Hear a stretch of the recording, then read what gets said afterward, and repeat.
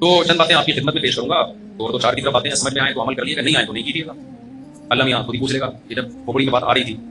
تو عمل کیوں نہیں کیا، اور نہیں آ رہی تھی تو اس میں کون سی ایسی بات تھی جو کھوپڑی میں نہ آئے؟ کیا خیال ہے بھائی؟ آپ کسی کو سمجھا رہے ہیں کہ 2 اور 2 4 ہوتے ہیں، نہیں 8 ہوتے ہیں۔ آپ نے مثال دی، یہ دیکھو 2 سیب اور یہ 2 سیب ملاؤ تو ٹوٹل کتنے ہیں؟ وہ کہہ رہے ہیں 8۔ ایسے آدمی کو سمجھایا جا سکتا ہے؟ بولنے پر پابندی لگائی گورنمنٹ نے بھائی، بتاؤ ایسے آدمی کو سمجھایا جا سکتا ہے؟ آپ بولے کہ بھائی میں نے تجھے 2 سیب پلس 2 سیب گن کے بھی دکھا دیا، پھر تو اگر 8 کہہ رہا ہے تو تو جان اللہ جانے۔ کیا خیال ہے بھائی؟ تو اللہ نے اور اللہ کے رسولوں نے اور علماء نے اللہ اور رسول کا پیغام، بلکہ حقیقت میں وہ تو اللہ کا پیغام ہے، وہ 2 اور 2 4 کی طرح پہنچا دیا ہے۔ پھر بھی کسی کی کھوپڑی شریف میں بات نہیں آ رہی ہو تو یہ اس کی اپنی کھوپڑی کا فالٹ ہے، آخرت میں اللہ چھوڑے گا نہیں۔ بس یہ کائنڈلی تھوڑی سی ایک مشکل بات ہے، یہ آپ کی خدمت میں پیش کروں۔ اللہ اس کو چھوڑے گا؟ بولو نہیں۔ اللہ بولے گا میں نے اپنا پیغام بھی تجھے پہنچایا،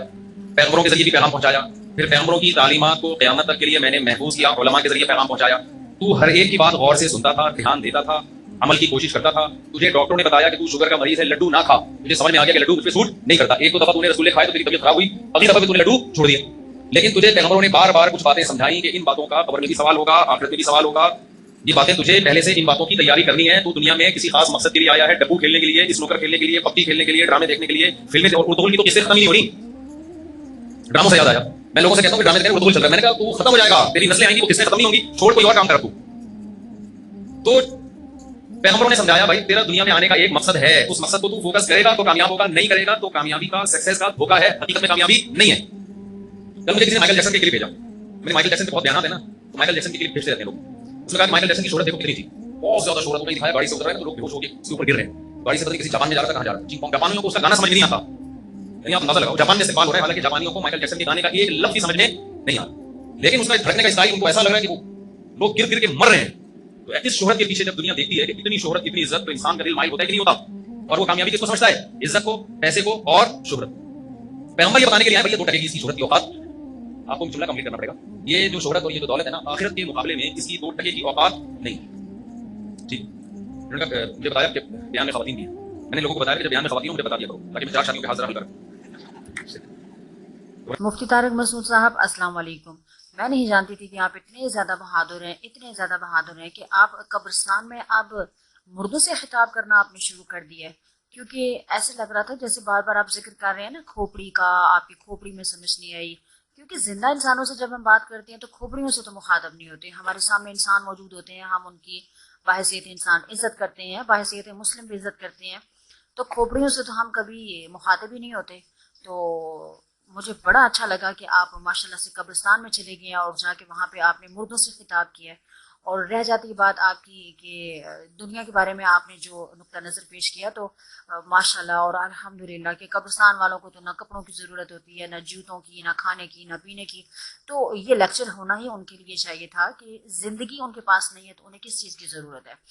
تو وہ ویسے بھی ماشاءاللہ سے آخرت میں تو ان کے تو سارے معاملات کلیئر ہو جاتے ہیں۔ یہ سارے پھڈے جو ہیں زندگی کے لوازمات، بچے کے پیدا ہونے سے لے کے خرچے شروع ہوتے ہیں، مرتے دم تک مردہ قبر میں نہیں جاتا جب تک کہ آپ 50-60 ہزار میں اس کی قبر نہ تیار کر لیں۔ شہروں میں تو یہ رشو اور بھی زیادہ ہوگا، دیہاتوں میں تو پہلے وقتوں میں قبریں جو تھی وہ محلے کے نوجوان کھود دیا کرتے تھے، لیکن اب وہاں پہ بھی بچے چونکہ بزی ہو گئے سارے اپنی اپنی لائف میں، اور قبر کھودنا یقیناً ایک ٹف جاب ہوتی ہے، تو اس کے لیے جو لوگ ہوتے ہیں وہ بھی پیسے مانگتے ہیں، اور پھر وہاں پہ فی سبیل لوگوں نے زمینیں وقف کی ہوتی ہیں، شہروں میں بھی آپ کو زمین بائی کرنی پڑتی ہے، تو اس پہ بھی پیسے خرچ ہوتے ہیں۔ اور آپ تو سیدھا سیدھا ہمیں یہ تلقین کر رہے ہیں کہ ٹاٹ کی چٹائی ہونی چاہیے، ٹینٹ ہونا چاہیے، کھانے پینے کا سامان، اللہ توکل، یہ جو جوہر وغیرہ دریا ہوتی ہیں وہاں سے ہمیں پانی لے لینا چاہیے، تو خرچے کرنے کی ضرورت نہیں ہے، اور اس سلسلے میں کمانے کی بھی ضرورت نہیں ہے، کیونکہ ہم نے مر جو جانا ہے، ہم نے جب مر جانا ہے ہمیں ایک کمرے میں بیٹھ کے اللہ اللہ کرنی چاہیے، اور غور و فکر اور غور و خوض کرنا چاہیے، کیونکہ آپ لوگ بھی تو ایسا ہی کرتے ہیں نا، مسجد میں بیٹھ کے اللہ اللہ کرتے ہیں، مدارس کے بچوں کو پڑھا لیتے ہیں، ہمیں بھی گھروں میں مدارس کھول دینی چاہیے، وہاں پہ چندے آتے رہیں، ہم لوگ کھاتے رہیں، اللہ اللہ کرتے رہیں، تو یہ دین کی بڑی خدمت ہوگی۔ اور اس کے ساتھ ساتھ میں آپ سے یہ سوال کرنا چاہتی ہوں کہ وہ صحابی رسول کا نام کیا تھا جو نبی صلی اللہ علیہ وسلم کے پاس آئے کہ وہ انہیں ہیلپ کریں، تو اللہ کے نبی نے کلہاڑے کا جو پھل ہوتا ہے اس کے اندر لکڑی کا دستہ ڈنڈا ٹھونک کے ان کو دیا، اور کہا کہ جنگل میں چلے جاؤ اور لکڑیاں کاٹو، اور اگلے 15 دن تک مجھے مدینہ میں نظر نہ آنا، اور 15 دن بعد جب وہ آئے تو ان کے جسم پہ لباس بھی اچھا تھا، ان کی صحت بھی بہتر تھی، اور ان کے گھر میں کھانے پینے کو بھی تھا، اور وہ بڑے خوش ہوئے، اور انہوں نے کہا کہ اب میرے گھر میں کھانے پینے کو بہت ہے اور میں محتاج نہیں ہوں کسی کا۔ پھر نبی کریم صلی اللہ علیہ وسلم نے کون کون سے صحابی کو بلا کے یہ کہا تھا کہ تم نے محنت نہیں کرنی کیونکہ تم نے مرنا ہے، تم نے بازار میں جا کے کپڑا نہیں بیچنا، جیسے کہ حضرت ابو بکر صدیق جو تھے وہ اپنی خلافت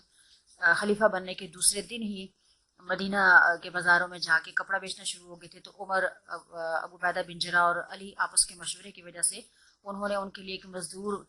مزدوری کی مقدار کے برابر ان کی اجرت مقرر کی، کیونکہ ان کو پتا تھا نا کہ ابو بکر کے جو گھر والے ہیں انہوں نے ان کا پیٹ لگا ہوا ہے، انہوں نے کھانا کھانا ہے، تو ان کے لیے مزدوری ضروری تھی۔ تو